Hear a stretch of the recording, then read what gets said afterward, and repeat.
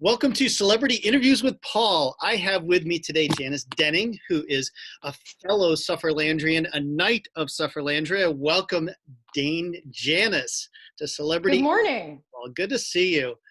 Thanks for having me. It is wonderful to have you. How is life in the pandemic for you these days? Interesting. I'm working from home. Husband's working from home. 3 kids are at home. We're on top of each other all day long. Yep. We're making the best of it though. There's no fighting in the background at the moment, so that's a positive sign. Yep. Excellent. Excellent.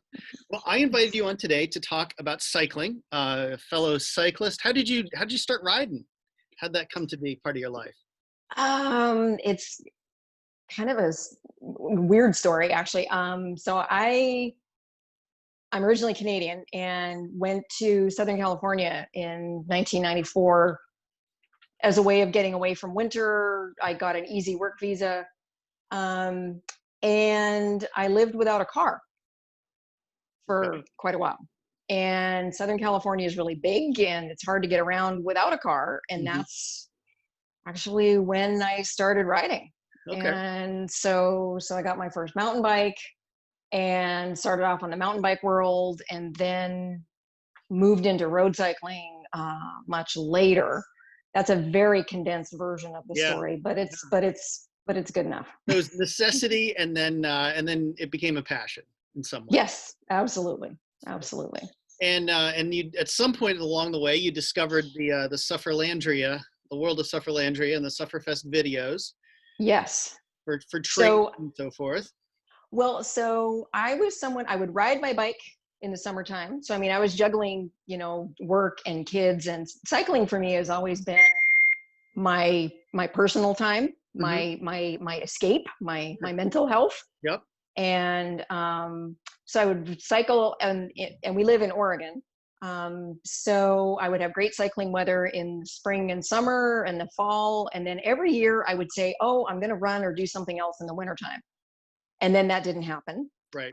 So one year, 2014, I think, I got serious, got the trainer out and said, okay, I'm going to do this. And I really just started searching around on YouTube for videos. And I found Sufferfest that way. And what was your first workout? Fight Club. Yeah, mine too. Oh, with that, the intro with the bike basket, and I thought I love that. And I thought that bikini. So many men wearing topless bikinis. That's still one of my favorite songs. And yep. And so then when the gunshots started, I was like, oh, what am I in for? Right, because the gunshots signal when it's another hard interval. You have to sprint. Yeah. You have to sprint. So from that I was hooked. And that 2015 was my first tour of Sufferlandria. And again, I had no idea what I was getting into. I was like, how hard can it be to ride your bike for 9 days? Yeah, apparently it's more difficult than that. Yeah. But through that, I really found and embraced the Sufferfest community. And then which is just how sort of took it. Because this is the first time I've actually talked to you. I've never outside of social media. Outside of social media banter and stuff like that. Yeah. Yes. So 2015 was my first tour. And then I did Knighthood in 2016. And what is can you tell for the fans out there, what does Knighthood entail? So Knighthood, to become a knight of Sufferlandria, you have to do 10 approved Sufferfest cycling workouts in a row in one day with no longer than 10 minutes between each one. Which is it is 10 hour long high intensity spin classes back to back. Yeah, basically. Now you're not gonna do them at 100% intensity because nobody will make it through 10. Right. So it's really a challenge of endurance, and by the time you're halfway through, it's much more of a mental endurance game than it is a physical endurance game. Although for me it was both, but. Well, I think for everybody it's both to some way, because you have to be proud of yourself and you have to have suffered. Yes, that's the only requirement for knighthood, is that you definitely suffer. You definitely suffer. I know. I remember from my journey. I remember at one point, like, we had a minion with us. There were four of us working together in a big room to do this. We did like a group, Okay. and one of them had a minion there. And I remember calling this kid over to bring the trash can over in case I had to vomit, because it might be going that direction.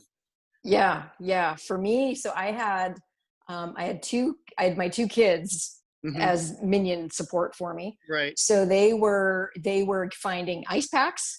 And at one point, so then I needed tape.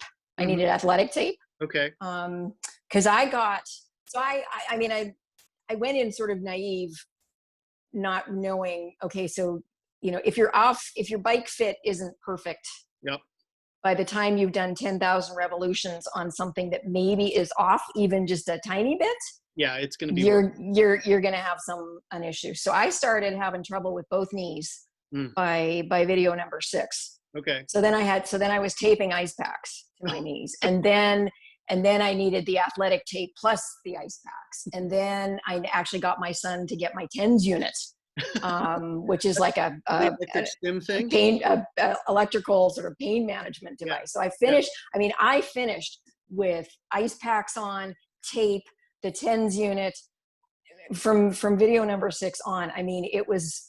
But by the time I got to number 7, I mean, I remember being in tears and thinking, I can't do this.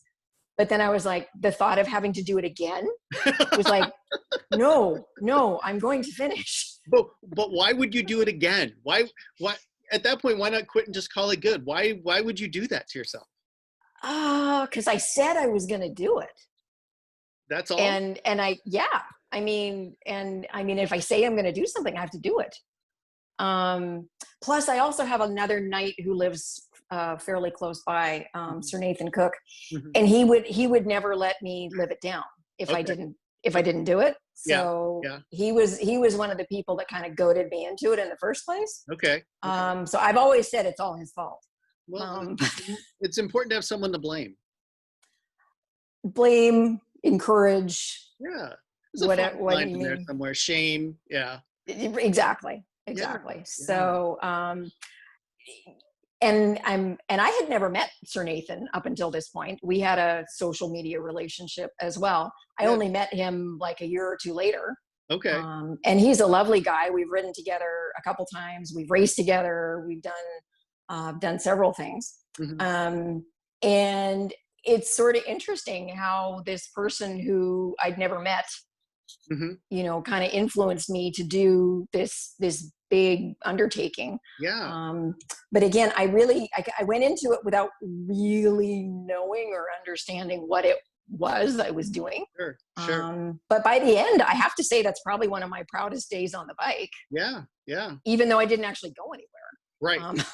Right. Well, I would agree. I'd learned about it and I thought that's just something I should do. And I don't know why I keep thinking I should do this. And I had a friend I ride with and I was like, Scott, I think we should do this. And we'd both done the videos because we did it back in the day with just the videos you bought. And he was dumb enough to do it. He invited his wife along for the ride and a friend of his. We had 4 of us in the church fellowship hall with we broadcast the video up on a big screen and had speakers making the tunes, and it was great. I'm trying to think. So I remember doing everything through Trainer Road. So I think I was the same. It was 2016. Yeah, we were in Trainer Road.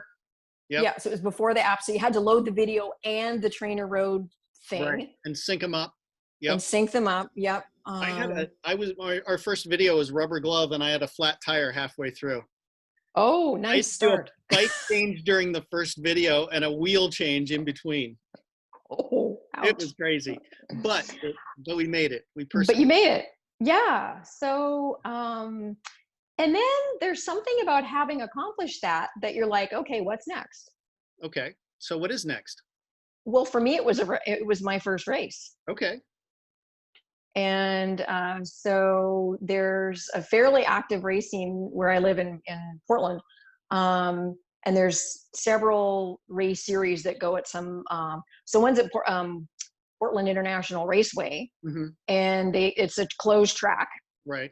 So very, very safe. Yeah. And it's, and they call it PIR, and it's every Monday and Tuesday night. Okay. from April through August. Awesome. And I picked a Monday, Mm-hmm. and I picked a Monday because they had a clinic before the race, sort of about learning drafting, learning how to corner.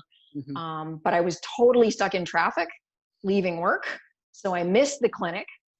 Couldn't find the race registration area. Finally got there with I think I made it to the start line with 1 minute to spare. And there were seven women, and I think we'd had to do 10 laps of the track. And the first 3 laps, I'm like, okay, I can hang with this group. This is cool. Yeah. And then on lap 4, they announced that there was a preem on the backside. So a special prize at a certain point. A special prize. So they took off, and I had nothing to give. So I was dropped. So I did the last 6 laps completely by myself. Oh. And so I was last. And I'd never, and it was a very, very hot day.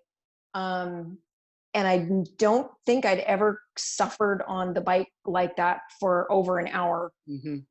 in those kind of conditions. And I was like, okay, cool. When can I come back? I want to do this again. So basically you're crazy. Yeah, maybe.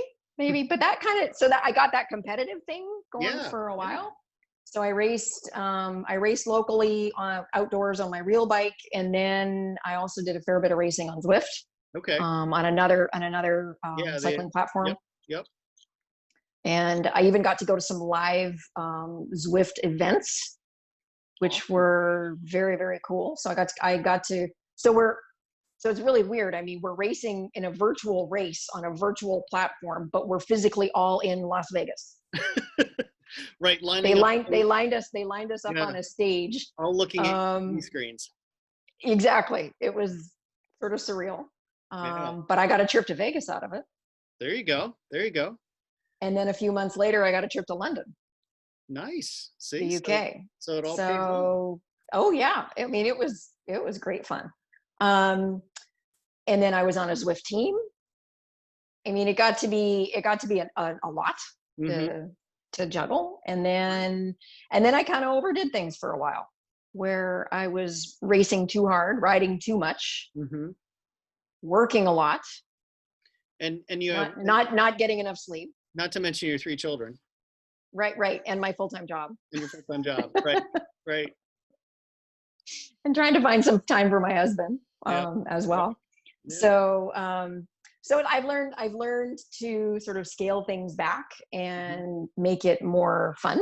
Yep. So now, we've got some really cool local trails where I can go out with my son on our mountain bikes. Yep. And we can, he can dust me going downhill. But I can climb better than he does. So so we have a little game of cat and mouse going, but it's just so much fun to ride a bike. And for me, that's what I had to get back to, was just I had to make it fun. Finding the joy. And not work. I mean, I still like some good suffering here and there, but it doesn't have to be all the time. Yep. And it's really about exercise and finding time for myself. And anybody who exercises sort of compulsively will tell you that they do it for their mental health. Oh yeah. Nobody likes to be living with me when I'm not riding for a while. I'm grumpy. Yeah. It's that place where you get to put the angst and the stress and Yep. And I think I'm a much better parent. Yeah. I will say too, though, there is something to be said for knowing that you've found a limit somewhere. I think I think so. Push your body to a limit, and every now and then I think it's good to the that last interval of 9 hammers to try to make it through that, or the gruelingness of the knighthood and all the rest. Yeah. So no, knighthood is not something I ever want to do again. So yeah, just to make that clear. I don't think I do either, but I could be suckered into it if I had the right motivation. So yeah, maybe. If the circumstances were such, I'd only do it with a group or at least one other person, and I would only do it if we were going to raise money for a good cause and do that kind of thing. Sure. I would do that, but Well, Yeah. the last question I always ask people, and you've already kind of alluded to this in some ways, is where do you find joy these days? Um, Getting out of the house, man. It's funny. The first time, a few months ago, where we were really, really not going out, and the first time I drove the car, it was like, oh my God, this is freedom. So I'm very thankful and grateful that I've still been able to go outside and ride my bike, and that's really helped keep Mhm. me sane. After our meeting now, I'm taking my son out for a walk. So we're going to go over to the same park where we ride mountain bikes and just go for a hike over there before it gets too hot today. Yep. But yeah, just being outside and feeling the sunshine, and that's my happy spot. So whether I'm on a bike, whether I'm hiking, it doesn't matter. Yep. Well, thank you for your time today. It is a joy to get to meet you in person, even if it's Yes, absolutely. over Zoom, and hear some of your story. And you are now one of the lucky few to be part of celebrity interviews with Paul. So thank you, Dame Janis. Okay. Thank you for having me. Bye bye.